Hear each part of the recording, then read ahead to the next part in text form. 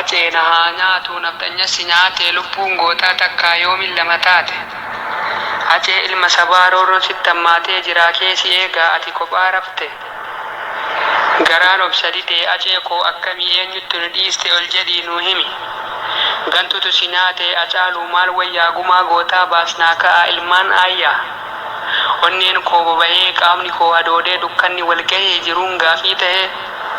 Guyyaan guyyaa dhalee waan hedduu agarree acee wareegamee tasuma dhageenye.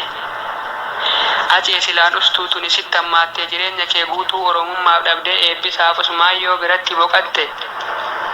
Dirri ciisuu didee du'a kee dhagahee bakka si jijjiiruu acee yoo danda'e ol jedhii naaf himii gurri kee dhagahee. Duumessi hanga'ee qilleensi bubbisee Acaaluu leenca koo hurriin natti bu'e. Oromummaaf jettee bu'aa bahii baatee qabsoo ati goote wayyaaniin facaatee ati nuuf geerartee ganamaa galgalaa dhugaa sabaa dhoksuuf yoom cufte balbala. Akkamiin si nyaatee jawween afaan dhiigaa an Oromo jedhee biyya bulchuuf fiiga.